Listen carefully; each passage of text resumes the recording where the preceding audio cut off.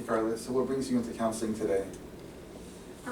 Well, I just wanted to talk a little bit about what I'm experiencing right now at the moment.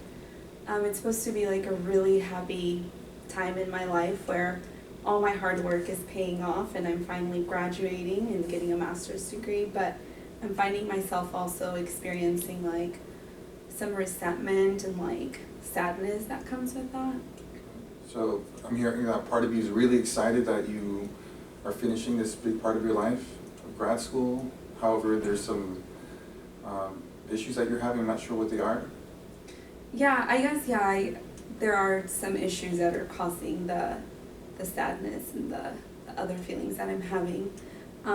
So I feel like I've always worked really hard in my school and in the work that I've, put forth, and I feel like I always try to make my family really proud.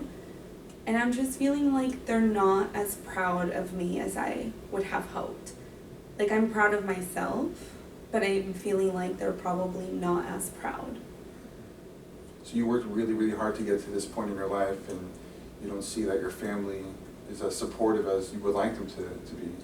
Yeah, I think supportive is a really good word, actually. Like, just several weeks ago, while I was writing my last and final paper, I was like, hey Mom, I don't have too much time, but I think it'd be really cool if the family got together and we maybe had like a graduation party. And I was really disappointed because we have a friend in the family who is also graduating from her bachelor's, and I think they thought like, oh, you already have your bachelor's, so your master's is just kind of like an add-on. So they decided that they were going to have a party for her at my mom's house, and that just, it made me lose it. Like, I felt like my hard work meant nothing to them. Like they minimize all the hard work that you've been through, and they don't really get what you've been through just to get to this point in your life. Yeah, but I mean, I think that they're not necessarily like minimizing it. I think it's more like they don't really understand it fully.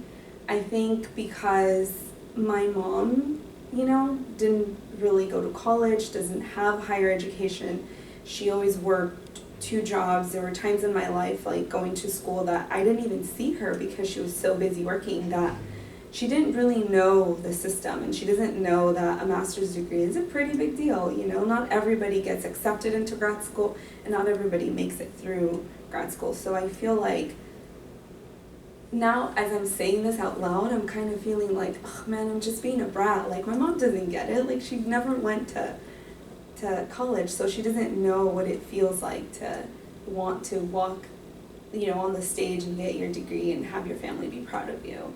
Carla, as I'm hearing you say this, I'm wondering if culture plays a part of this.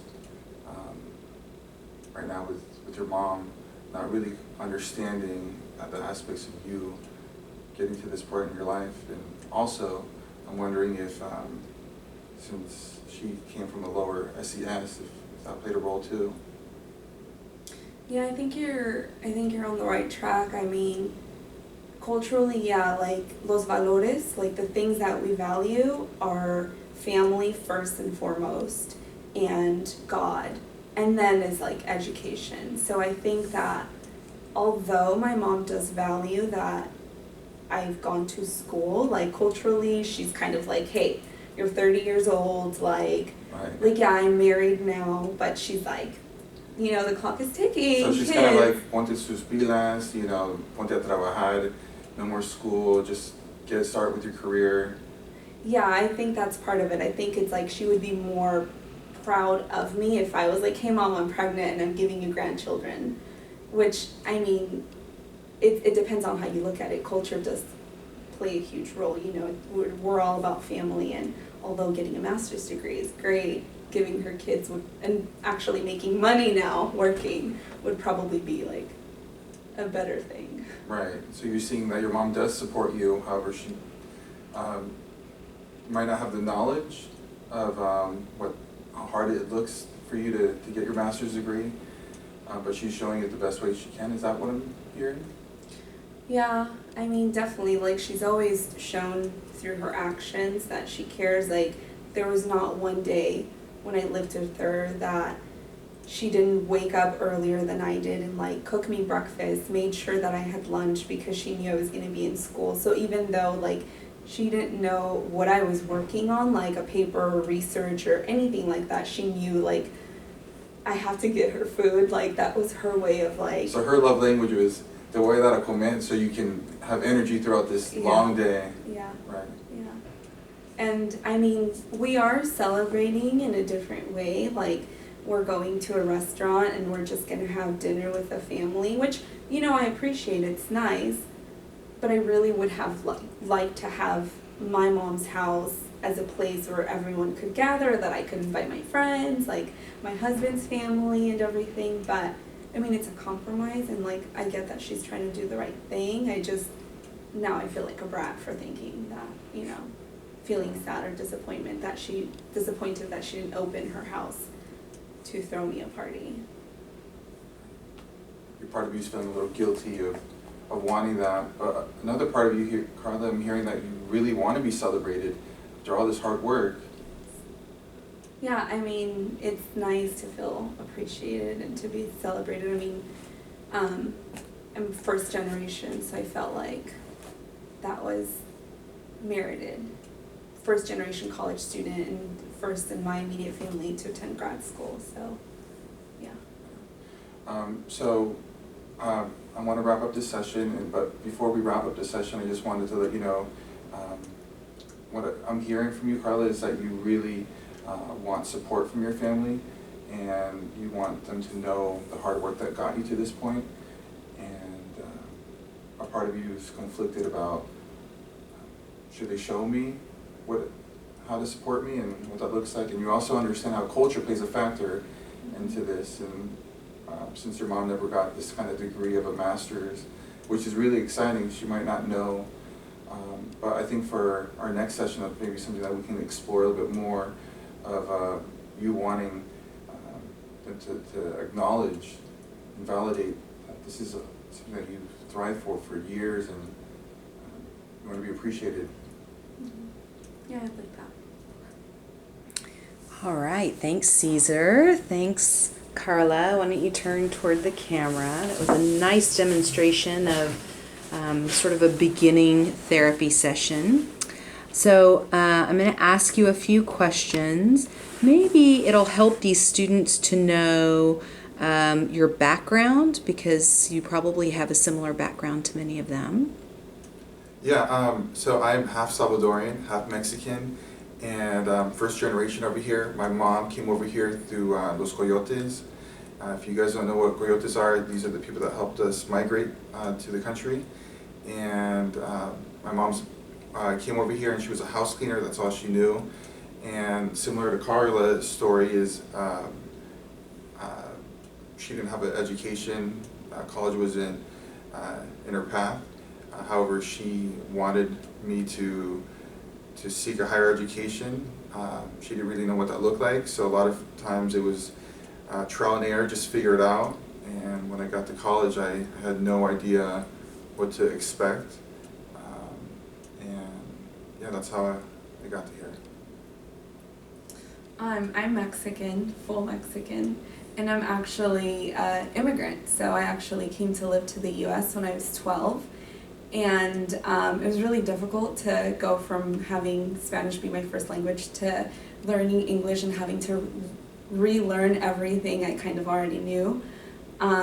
So yeah, I'm bilingual, and I'm very proud of my heritage, and I'm very proud to kind of be the first in my family to graduate with a master's, especially for the fact that I am an immigrant. And with everything that's going on in our politics right now, I think it's worthy to mention that.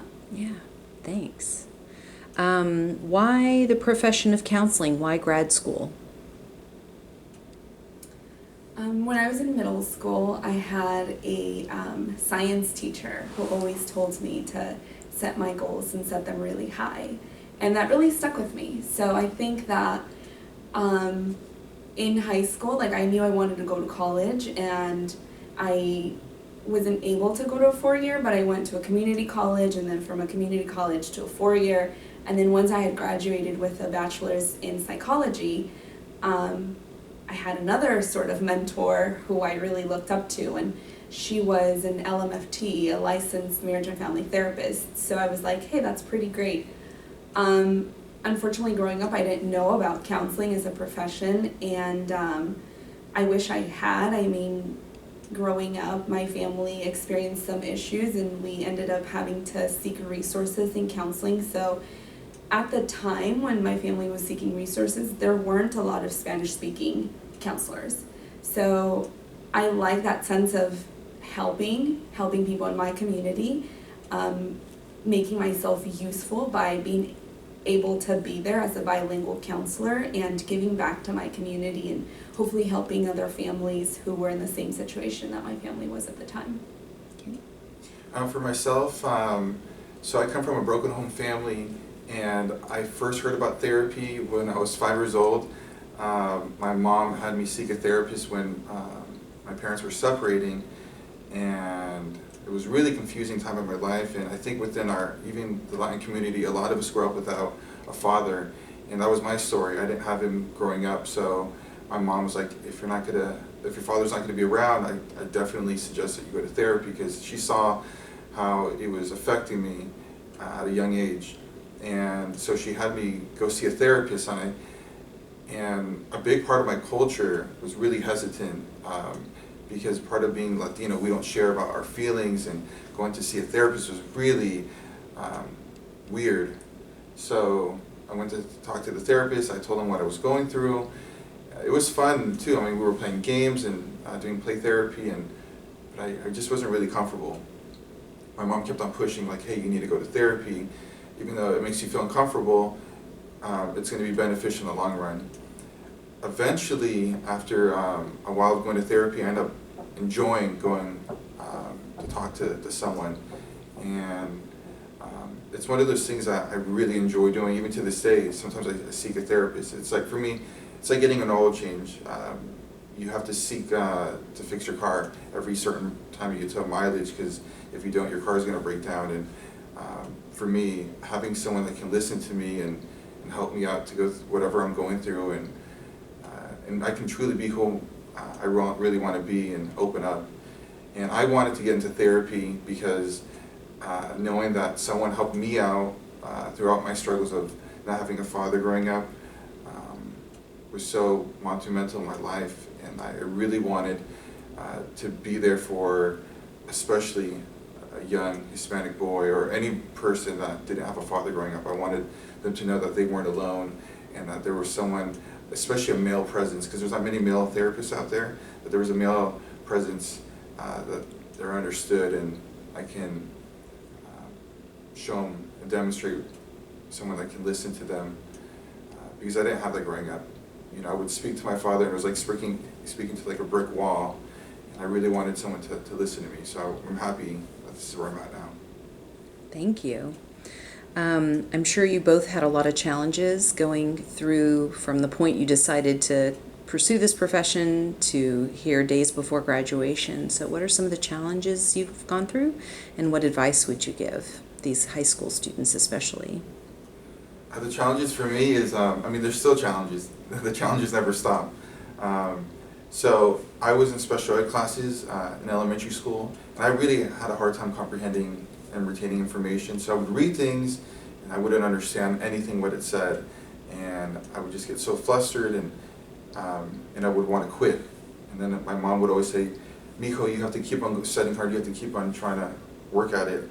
So eventually I transitioned from special ed classes, and I was taking study skill classes, and that was really fascinating for me because they were able to teach me neat little tricks to get over some of the hard times of understanding material. For example, highlighting my textbooks, taking notes of everything that I was reading, and making flashcards. And yeah, this was much more tedious. However, I was able to retain the information much better. And and any advice I would give to you guys is that it is essential that once you get to a master's level that you continue seeking help. I am in part of this program called DSS at Cal State Fullerton, and what that does is it allows me to take my tests in separate rooms. That way, I'm not sure if any of you guys that are watching this video struggle taking tests. Sometimes when people are taking a test and they finish before me, my thoughts are going to, oh my gosh, they probably know this material more, I just need to finish it up way faster, and that might be the case or might not be the case. But having Disabled Student Services, DSS, helped me out with that by taking my tests in a private room. I also have a note taker, so whenever I'm in a class, it really helps me out to retain the information. So my advice to you is seek the help, seek all the resources that you have, because part of me to get to where I'm at now, it took a community of my family to help me out, and now that I'm in this master's level, continue having that support, whether it's the faculty, the staff, or students that can support you to get you through this program, because it is hard, but if you have a team to support you, it's possible. So some of the challenges for me, I think, were a little bit different, like graduating high school and having to get a job and having to juggle being a student and being a full-time employee as well, and having financial responsibilities to my family, and trying to advance in my education and also help my family at the same time. So that was a huge barrier, because at first, like, I had to ride the bus to go to my classes in community college, and I remember having to leave like 2 hours before my class even started, and that was discouraging. But continuing to work, I finally bought my car, and so I overcame challenges in that sense. And then also, I always did pretty well in school, but when I got to like the higher level, like college and grad school, I realized that there were a lot of people who went to private colleges or private high schools, and they knew a lot more than I did. So I did feel like I had to work a lot harder than a lot of the people in my classes just to be at their